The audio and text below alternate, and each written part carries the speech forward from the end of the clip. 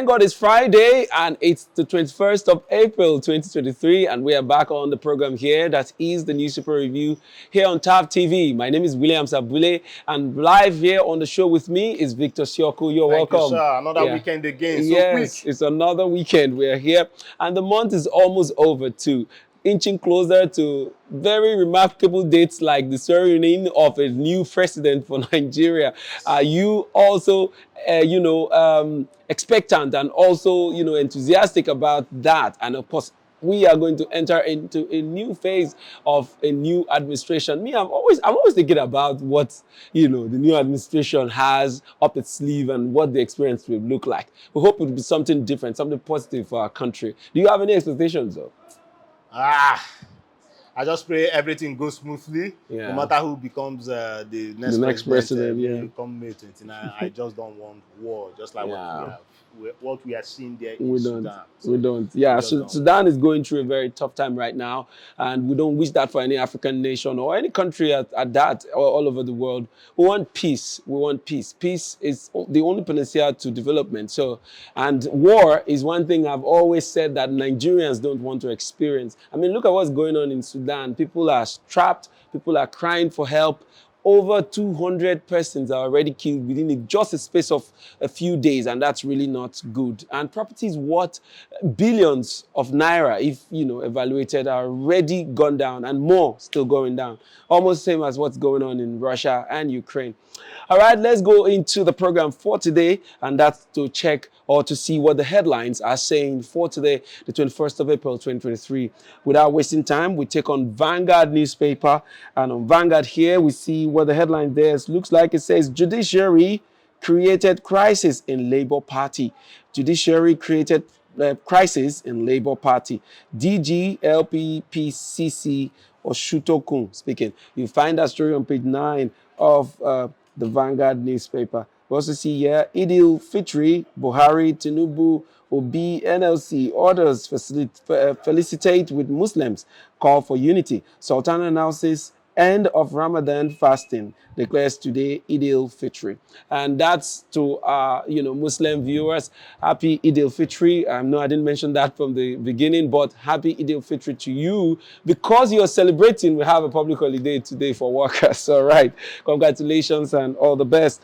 We move on to other headlines. That is the main headline on Vanguard newspaper. You see here, Buhari okays suspension of Adamawa wreck prosecution if it says Buhari okays suspension of Adamawa wreck prosecution if page 9.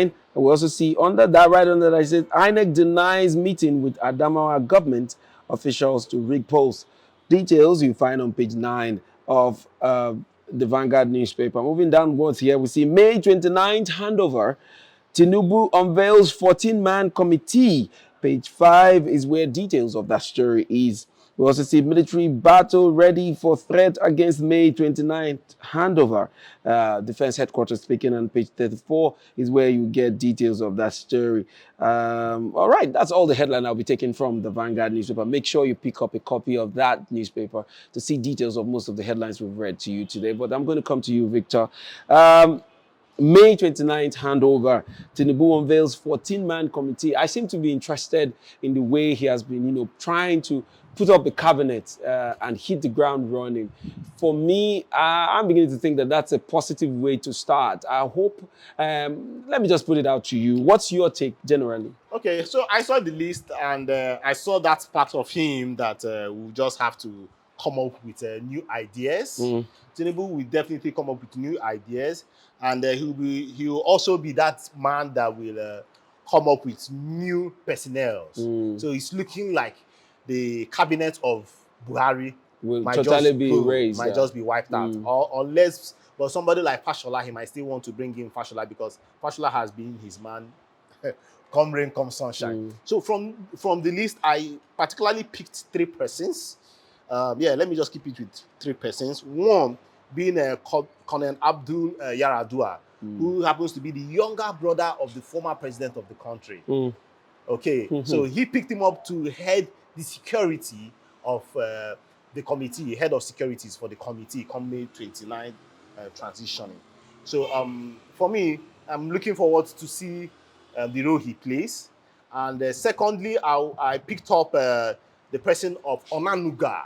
Onanuga, who is the head of media for the committee. I'm not surprised. Know him. I'm not surprised. And we know him as, personally, I know him as a controversial person. He is. Okay. He is, yeah. And he's somebody that I just hope that he doesn't make the kitchen cabinet. Okay. But if you check from the look of things in the Nigerian politics, you find out that our leaders tend to use vocal and controversial persons as head of media, just like what is happening, or what happened.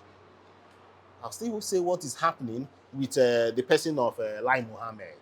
Okay, we are seeing how he's handling his matter, but we've forgotten that we had good ministers back there, like Frank Nweke, like Frank was an exceptional, like Dora Akunyili. Yeah. You know, we've forgotten that Dora was a minister of information when she was when she came up with that slang, that slogan of Nigeria is great.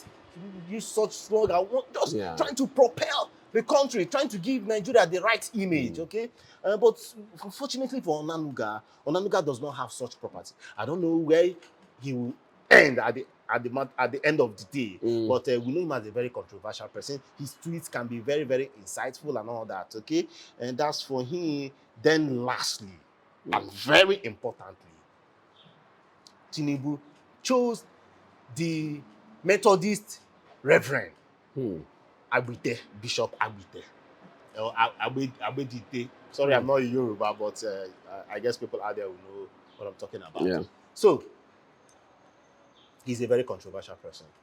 Reason, if you go to the backdrop of how Tinubu transitioned to become the president-elect, you remember what happened with the fake bishops. Yeah. They have refused to accept that they bishops played fake, a game with the fake bishops. Okay, and now they are able to get an original bishop of Abedi. Oh, come on, I'm not getting the surname correctly. Okay, so but for the fact that after the election, the bishop came out to say that the election was free and fair. He came out to say that the election was credible. But you and I know what happened during the elections. Yeah. So for me, I'm a Christian, but that bishop, his statements can be controversial. Yeah. Okay. And also, coming from somebody that is heading the Christian Association of Nigeria, Lagos chapter, coming out to be part of this committee, it still tells you that, see, Tinubu is really a game man. Oh, sorry, maybe I'm not using the right. What is happening with me today? The game man I'm talking about is he's a good thinker. Okay. Okay. He's trying to make sure that he brings people along, trying to bring different, diverse opinions and people that will also give him a face. Yeah. Because you will now ask, okay, we know that the Khan was against what happened.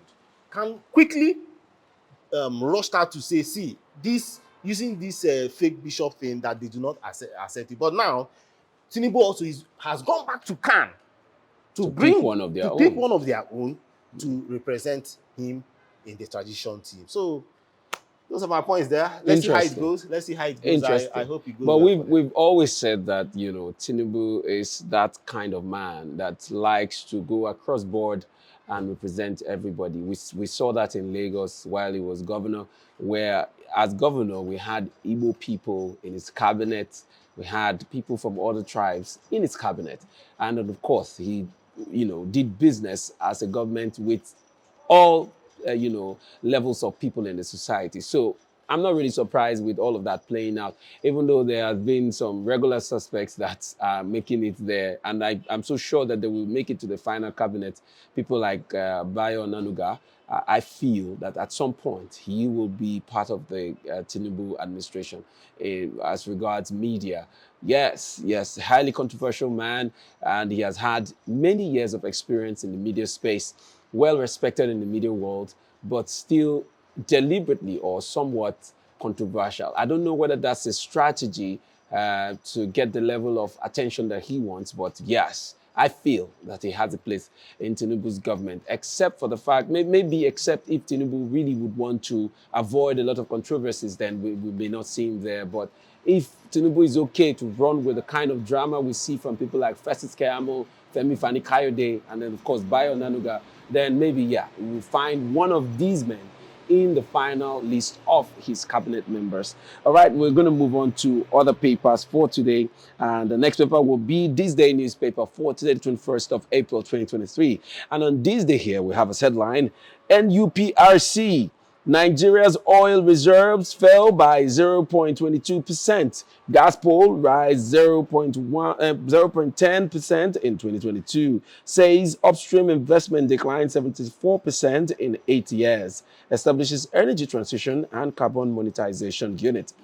We'll move on to other headlines. It says here, Emefiele, how Nigeria curbed rice importation, funded smallholder farmers to boost yields. Page 5 is where you get details of that. Moving on to the main headline here, it says Buhari orders immediate suspension of Adamawa wreck, directs IG police to prosecute embattled officer if found liable, seeks investigation of DSS, NSCDC officials. Falana Binani is culpable, should be investigated. Insists acceptance speech confirms she was party to illegal announcement. Urges NBC to sanction NTA for airing her acceptance speech. Well, Victor, okay, before I come to you, let me just take one more headline, then we'll talk about, this drama behind the whole Adamawa saga. We see here, Tinubu replies Presidential Transition Council submits 13 names to inauguration subcommittees. Page 44 is where you get details of that story. President in Salah message says 2023 polls so transparent, his party lost ground in many states. All right, I'm just going to come straight. The Adamawa story is still on, and this time is the president wading into the matter with him finally sacking the Adamawa state rec. And we also see in this report here, we see that he has also ordered the DSS and the police to actually investigate. But then we see people like Falana coming out to say that Binani is really guilty of, all of the drama that has played out, and he's calling for her to be investigated, most likely prosecuted. Do you agree? I agree, and I wish the president also made comments about that. Okay, Yeah. The president came out to say that that the rec, that he's suspending the rec, that is Yanusa Ari, that's the Adamawa rec, that is suspending him until investigations are concluded. Okay, but I was also expecting the president to also mention somebody like Binani. Okay, Binani needs to be investigated too, just like what Falana has said, because after that announcement, that dubious announcement, she went out to play out the script of accepting the announcement. Okay, so somebody like her needs to be investigated, because there are also some strong rumors making rounds that 2 billion was paid for that to happen. The officials, yeah. Okay, and yes, the president also made mention of the police, of investigating the police, okay, down to the CP, the Commissioner of Police, who was available, who was right there when that dubious announcement was made. So in all, Binani needs to be investigated properly. They need to find out whether money was paid, whether the man was influenced by her, okay? And also, I think getting to know the truth isn't so difficult, because the evidences are not just so far apart. I think if they really want to do a good job, they should nick this to the board. Yeah. Very interesting. I also see, as part of the headlines here, we see Falana also urging NBC, that's the National Broadcasting Corporation, to sanction NTA for airing her acceptance speech. I'm really watching closely what the NBC will do as regards that, now that it is up in the open that, her announcement was illegal, plus everything else that played out. But freedom of speech, I think for now, for the time being, I think NTA, what they did might just happen to any other Well, a typical example would be that of broadcasting the interview of what's his name now? Peter Obi's running mate, Dati. Dati. You know, would we also describe that as a freedom of speech when he came on Channels TV to say what he said, and Channels TV was fined over 2 million naira? Isn't it the same? I think it's okay. Now for the Channels TV part, one, it was on a live TV. Two, you saw the presenter trying to exonerate themselves from that statement. Okay, and I don't see where channels could get that kind of fine. I think but they were fined. Yes, they were fined. They were fined. So that's what I'm saying. That just. But yes, we might also be looking at that NTA, if they can find a private channel like Channels, why don't they find the NTA? But that's why the regulatory board are there. They are meant to regulate. NTA is more like the baby of NBC, like their first son. And now, if your first child has aired, aren't you going to also correct him? Okay, let me now come from this angle. Abule, what if there was no fight on the rec announcing that result? We've seen so many shenanigans that have happened in our political space that has been carried. Okay, so this particular one, I think they are just calling out NTA just because of the mission failed. In Nigeria, what happened on a good day? If not that the pressures that came and from left, right, and center, on a normal day, it will just scale through. You not even hear about the rec being suspended and all that, and it just flew through. Well, I'm going to leave it there, but I know that we've not heard the last of this story. More parts of the story are still going to make it through the news, but our fingers are crossed and we're listening hard, and we're going to update you once it breaks. All right, thank you very much, Victor. Let's take a short break. Once we come back, we're going to take our last paper for the day. You don't go anywhere. Keep watching. Far and wide. Come, let Tharv Media give life to your dreams. Tharv Media, a slice of infotainment. All right, welcome back from that short break, and thank you so much for staying with us here on the Newspaper Review on TAF TV. Let's see what the headlines will be like on our last paper for the day, and that will be the Daily Independent newspaper for today, to the first day in the month of April. We see here, we didn't compromise Adamawa governorship election. INEC speaking. All right, moving on to other headlines you see here. Even in the face of provocations, remain calm. Obi tells supporters. Abure orders no fate May 12th over LP's leadership tussle. Very interesting one. Same story we're following, but we'll see the last of that pretty soon. Moving on to the main headline here, it says Buhari failed woefully in securing Nigeria. Buhari failed woefully in securing Nigeria. Governor Otum saying there. He also says president endorses insecurity, killings in Benue. Emboldened Fulani pastoralists in their expansionist agenda. All right, so according to Otom, those are some of the things that Buhari is supporting. The end yet to be heard of 2023 presidential poll, IPAC chairman speaking, and page 7 is where you get details of that story. Nigerian students trapped in Sudan fighting seek evacuation. Nigerian students trapped in Sudan fighting seek evacuation. Page 7 is where you get details of that. And also on page 7, we see here, May 29th handover date remains sacrosanct. Military assures. Tinubu announces 13-member presidential inauguration committee. And I'll take this one too. Diri orders prosecution of herders for breaching anti-grazing law. No specific date yet to remove fuel subsidy. Federal government. Very interesting. Subsidy is still on, but according to them this time around, no specific date. Our fingers are really crossed. We're looking at that too. But let's talk about the students that are trapped in Sudan. Now, there's a war that has broken out in Sudan, and it's really not good at this time. We've seen a lot of African countries trying to intervene, including Nigeria, but our people are trapped in Sudan. Nigerian citizens are trapped in Sudan.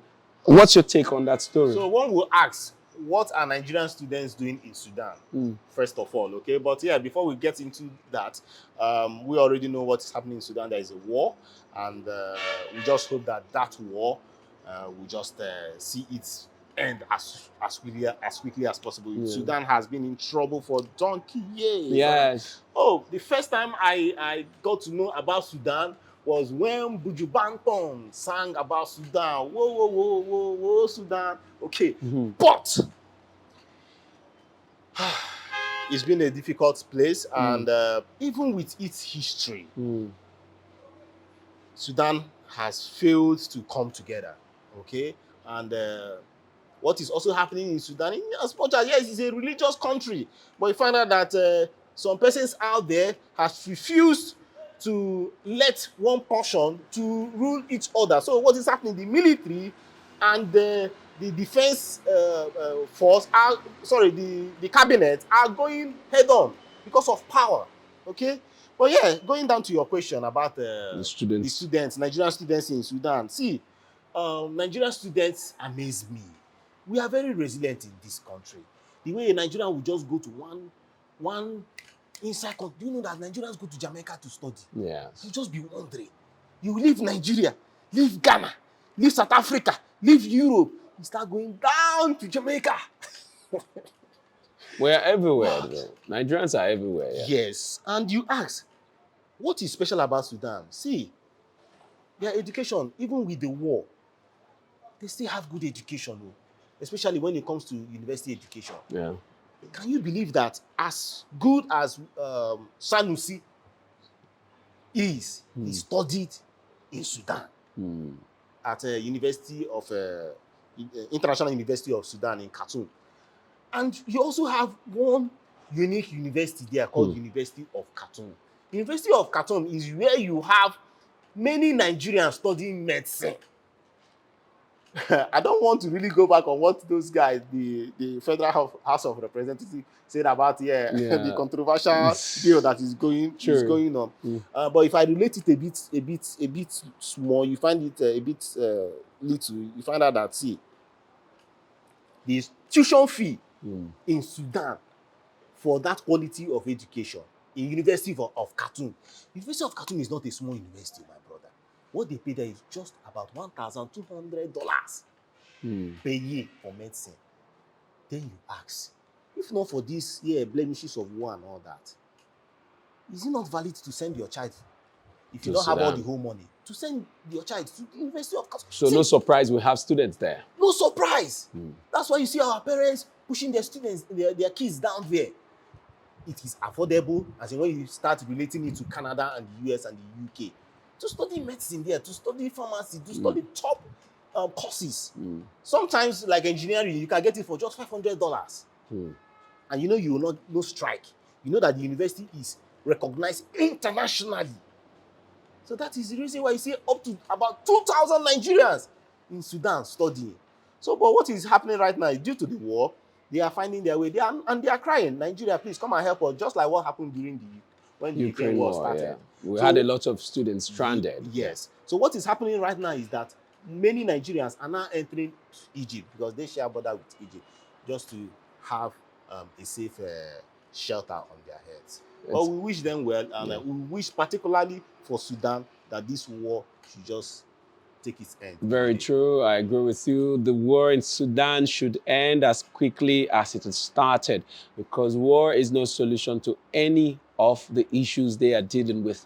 More people are going to die. A lot more innocent people are just going to die over matters that can be resolved through dialogue. So we hope that, African nations, Nigeria, being the giant of Africa, even though I don't know if that name still, resonates. But Africans like Nigerians, like countries like Nigeria, South Africa, and, stronger nations in Africa should please, as quickly as possible, come together to see how this war in Sudan can be resolved, and let's have a ceasefire, permanent ceasefire. Thank you so much, Victor, for making it to the program. And I want to thank you, our viewers. You all are the best. Thank you for staying with us here on the News Super Review. Don't forget to also drop your comments and the reactions on the comment section, because we'd really love to hear what you think about the headlines and our analysis about the stories. And don't also forget to follow us on our social media handles. We're on Facebook, Instagram, and of course on Twitter. Find us there, Tab TV, Tab TV_, and of course Tab TV on